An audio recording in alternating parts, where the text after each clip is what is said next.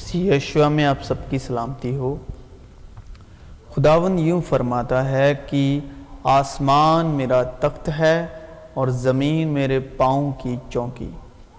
تم میرے لیے کیسا گھر بناؤ گے اور کون سی جگہ میری آرام گاہ ہوگی؟ آرام گاہ کا مطلب مسیح یسوع، کیونکہ یہ سب چیزیں تو میرے ہاتھ نے بنائیں اور یوں موجود ہوئیں، خداوند فرماتا ہے۔ لیکن میں اس شخص پر نگاہ کروں گا، اسی پر جو غریب اور شکستہ دل ہے اور میرے کلام سے کانپ جاتا ہے، جو بیل ذبح کرتا ہے اس کی مانند ہے، جو کسی آدمی کو مار ڈالتا ہے، اور جو برا کی قربانی کرتا ہے اس کے برابر ہے، جو کتے کی گردن کاٹتا ہے، جو ہدیہ لاتا ہے گویا سور کا لہو گزرانتا ہے، جو لبان جلاتا ہے اس کی مانند ہے، جو بت کو مبارک کہتا ہے۔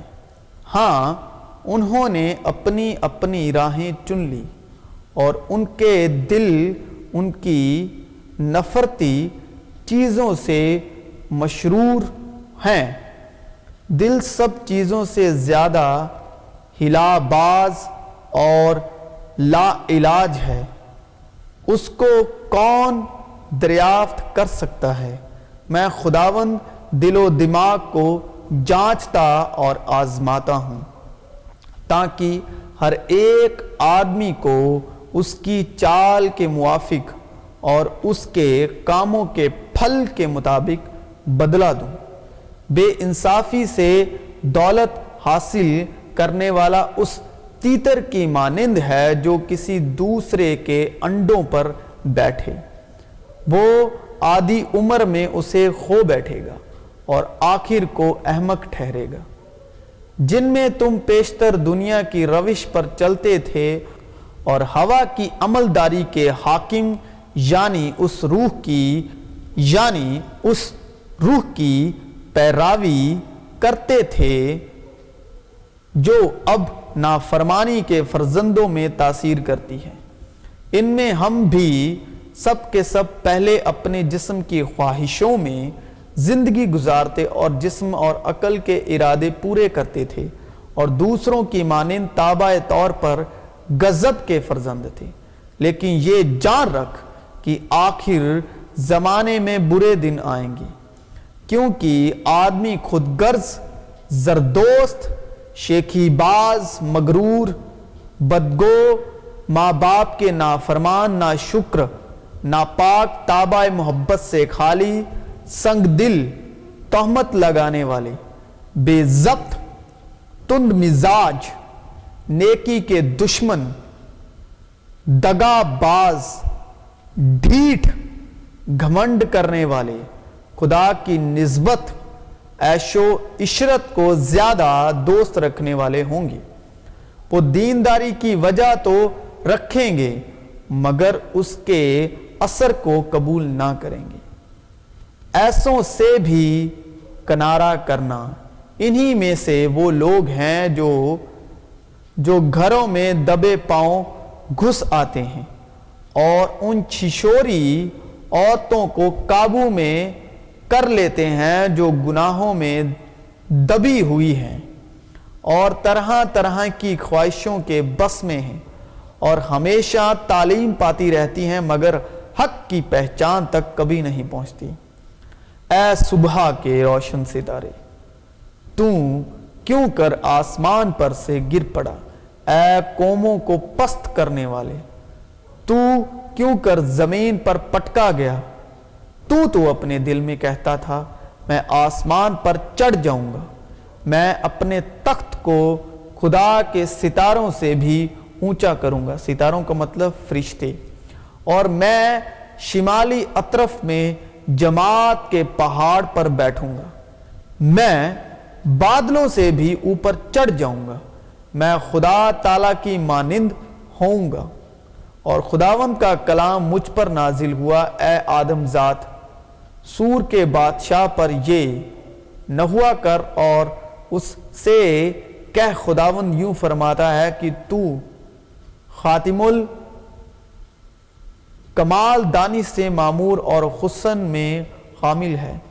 تو عدن میں باغ خدا میں رہا کرتا تھا، ہر ایک قیمتی پتھر تیری پوشش کے لیے تھا، مثلاً یاقوت سرخ اور پکھراج اور الماس اور فیروزہ اور سنگ سلیمانی اور زبرجد اور نیلم اور زمرود اور گوہرے سب چراغ اور سونے سے تجھ میں خاتم ساجی اور نگینہ بندی کی صنعت تیری پیدائش ہی کے روز سے جاری رہی۔ تو ممسوح کروبی تھا جو سیافگن تھا، اور میں نے تجھے خدا کے کوہ مقدس پر قائم کیا۔ تو وہاں آتشی پتھروں کے درمیان چلتا پھرتا تھا۔ تو اپنی پیدائش ہی کے روز سے اپنی راہ و رسم میں کامل تھا، جب تک کہ تجھ میں ناراستی نہ پائی گئی۔ تیری سوداگری کی فراوانی کے سبب سے انہوں نے تجھ میں ظلم بھی بھر دیا، اور تو نے گناہ کیا، اس لیے میں نے تجھ کو خدا کے پہاڑ پر سے گندگی کی طرح پھینک دیا، اور تجھ سیافگن کروبی کو آتشی پتھروں کے درمیان سے فنا کر دیا۔ تیرا دل تیرے حسن پر گھمنڈ کرتا تھا، تو نے اپنے جمال کے سبب سے اپنی حکمت کھو دی۔ میں نے تجھے زمین پر پٹک دیا اور بادشاہوں کے سامنے رکھ دیا ہے، تاکہ وہ تجھے دیکھ لیں، کیونکہ خدا کا غضب ان آدمیوں کی تمام بے دینی اور ناراستی پر آسمان سے ظاہر ہوتا ہے، جو حق کو ناراستی سے دبائے رکھتے ہیں، کیونکہ جو کچھ خدا کی نسبت معلوم ہو سکتا ہے وہ ان کے باطن میں ظاہر ہے، اس لیے کہ خدا نے اس کو ان پر ظاہر کر دیا، کیونکہ اس کی اندیکھی صفتیں یعنی اس کی ازلی قدرت اور الوہیت دنیا کی پیدائش کے وقت سے بنائی ہوئی چیزوں کے ذریعے سے معلوم ہو کر صاف نظر آتی ہیں، یہاں تک کہ ان کو کچھ عذر باقی نہیں، اس لیے کہ اگرچہ انہوں نے خدا کو جان تو لیا مگر اس کی خدائی کے لائق اس کی بڑائی اور شکر گزاری نہ کی، بلکہ باطل خیالات میں پڑ گئے اور ان کے بے سمجھ دلوں پر اندھیرا چھا گیا، وہ اپنے آپ کو دانا جتا کر بیوقوف بن گئے اور غیر فانی خدا کے جلال کو فانی انسان اور پرندوں اور چوپاؤں اور کیڑے مکوڑوں کی صورت میں بدل ڈالا۔ پس اگرچہ تم سب باتیں ایک بار جان چکے ہو، تاہم یہ بات تمہیں یاد دلانی چاہتا ہوں کہ خداوند نے ایک امت کو ملک مصر میں سے چھڑانے کے بعد انہیں ہلاک کیا جو ایمان نہ لائے، اور جن فرشتوں نے اپنی حکومت کو قائم نہ رکھا بلکہ اپنے خاص مقام کو چھوڑ دیا، ان کو اس نے دائمی قید میں تاریکی کے اندر روز عظیم کی عدالت تک رکھا ہے۔ اور چونکہ تو کہتا ہے کہ میں دولت مند ہوں اور مالدار بن گیا ہوں اور کسی چیز کا محتاج نہیں، اور یہ نہیں جانتا کہ تو کمبخت اور خوار اور غریب اور اندھا اور ننگا ہے، اس لیے میں تجھے صلاح دیتا ہوں کہ مجھ سے آگ میں تپایا ہوا سونا خرید لے تاکہ دولت مند ہو جائے، اور سفید پوشاک لے تاکہ تو اسے پہن کر ننگا پن کے ظاہر ہونے کی شرمندگی نہ اٹھائے۔ اب سفید پوشاک کیا ہے؟ جو یوحنا 14:26 میں لکھا ہے، میں اپنا اطمینان تمہیں دیے جاتا ہوں، جس طرح دنیا نہیں دیتی میں اس طرح نہیں دیتا، تمہارا دل نہ گھبرائے۔ سفید پوشاک کا مطلب شالوم، سفید پوشاک کا مطلب شانتی، سلامتی۔ مجھ سے سفید پوشاک لے، یعنی یسوع مسیح کی شانتی، یعنی یسوع مسیح کا شالوم، یسوع مسیح کی سلامتی۔ یروشلم مالک صدق، سلیم اور سلامتی کا بادشاہ، شالوم سلامتی کا بادشاہ۔ سفید پوشاک شانتی، سلامتی، اطمینان کی پوشاک۔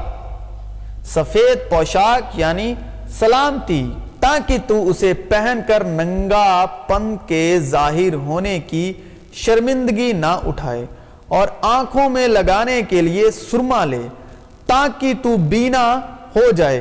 میں جن جن کو عزیز رکھتا ہوں ان سب کو ملامت اور تنبیہ کرتا ہوں، پس سرگرم ہو اور توبہ کر۔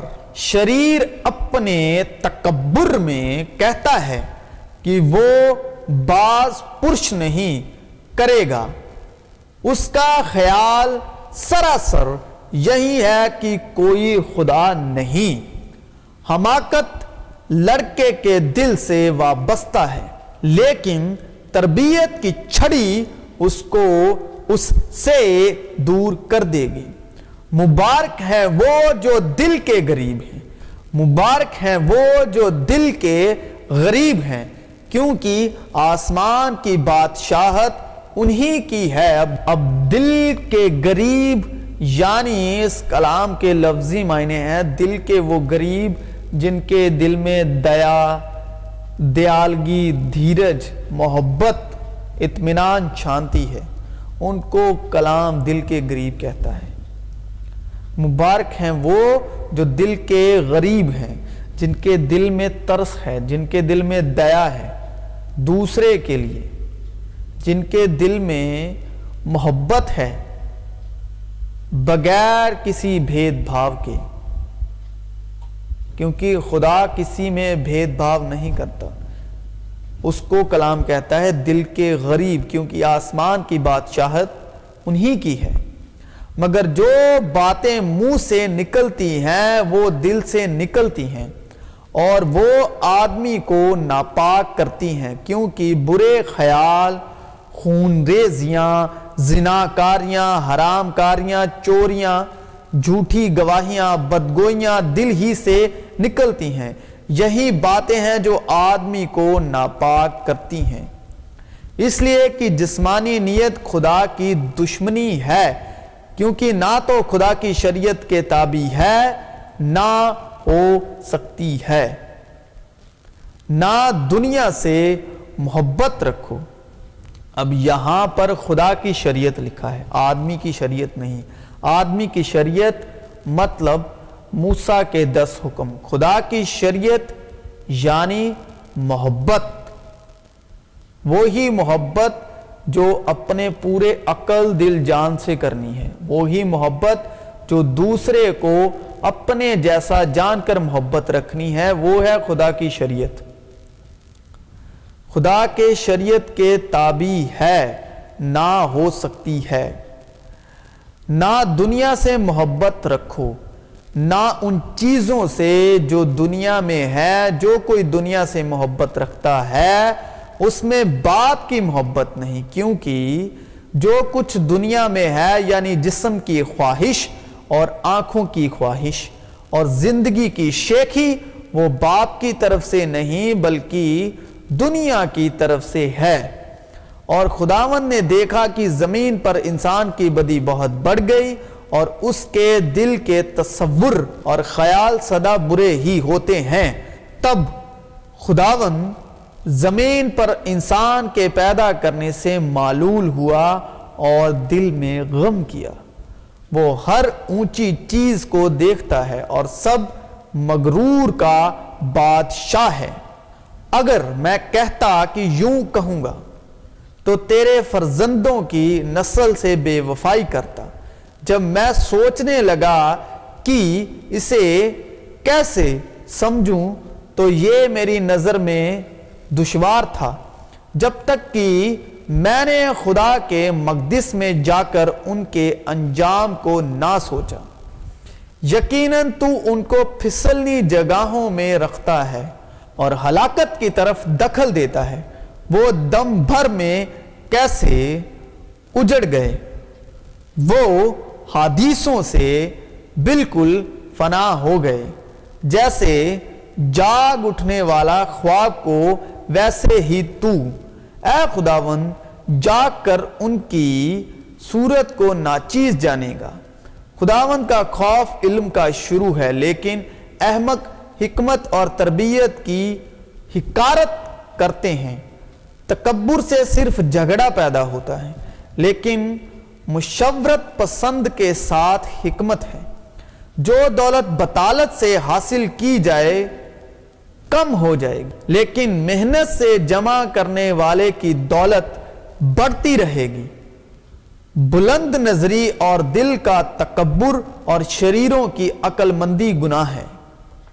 میں نے اپنی بطالت کے دنوں میں یہ سب کچھ دیکھا۔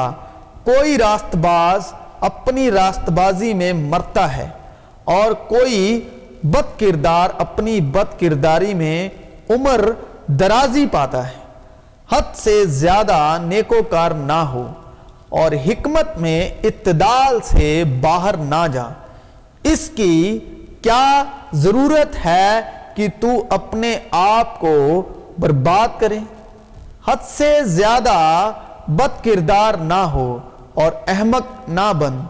تو اپنے وقت سے پہلے کاہے کو مرے گا؟ اچھا ہے کہ تو اس کو بھی پکڑے رہے اور اس پر سے بھی ہاتھ نہ اٹھائے، کیونکہ جو خدا ترس ہے ان سب سے بچ نکلے گا۔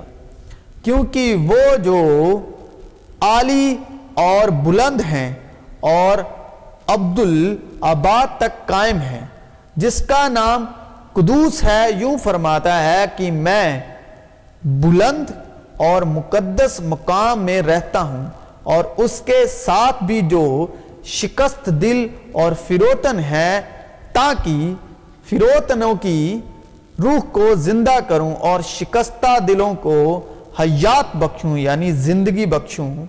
میں اس توفیق کی وجہ سے جو مجھ کو ملی ہے تم میں ہر ایک سے کہتا ہوں کہ جیسا سمجھنا چاہیے اس سے زیادہ کوئی اپنے آپ کو نہ سمجھے، بلکہ جیسا خدا نے ہر ایک کو اندازے کے موافق ایمان تقسیم کیا ہے، اعتدال کے ساتھ اپنے آپ کو ویسا ہی سمجھے۔ اس لیے کہ جب ایک کہتا ہے میں پولس کا ہوں اور دوسرا کہتا ہے کہ میں اپولس کا ہوں، تو کیا تم انسان نہ ہوئے؟ اپولس کیا چیز ہے اور پولس کیا خادم، جن کے وسیلے سے تم ایمان لائے، اور ہر ایک کی وہ حیثیت ہے جو خداوند نے اسے بخشی۔ میں نے درخت لگایا اور اپولس نے پانی دیا، اگر بڑھایا خدا نے، پس نہ لگانے والا کچھ چیز ہے نہ پانی دینے والا، مگر خدا جو بڑھانے والا ہے۔ اب بتوں کی قربانیوں کی بابت یہ ہے، ہم جانتے ہیں کہ ہم سب علم رکھتے ہیں۔ علم غرور پیدا کرتا ہے، لیکن محبت ترقی کا باعث ہے۔ اگر کوئی گمان کرے کہ میں کچھ جانتا ہوں تو جیسا جاننا چاہیے ویسا اب تک نہیں جانتا، لیکن جو کوئی خدا سے محبت رکھتا ہے اس کو خدا پہچانتا ہے۔ پس بتوں کی قربانیوں کے گوشت کھانے کی نسبت ہم جانتے ہیں کہ بت دنیا میں کوئی چیز نہیں اور سوا ایک کے اور کوئی خدا نہیں۔ پس کھانے پینے یا عید یا نئے چاند یا سبت کی بابت کوئی تم پر الزام نہ لگائے، کیونکہ یہ آنے والی چیزوں کا سایہ ہیں، مگر اصل چیزیں مسیح کی ہیں۔ کوئی شخص خاکساری اور فرشتوں کی عبادت پسند کر کے تمہیں دوڑ کے انعام سے محروم نہ رکھے، ایسا شخص اپنی جسمانی عقل پر بے فائدہ پھول کر دیکھی ہوئی چیزوں میں مصروف رہتا ہے اور اس سر کو پکڑے نہیں رہتا جس سے سارا بدن جوڑوں اور پٹھوں کے وسیلے سے پرورش پا کر اور باہم پیوستہ ہو کر خدا کی طرف سے بڑھتا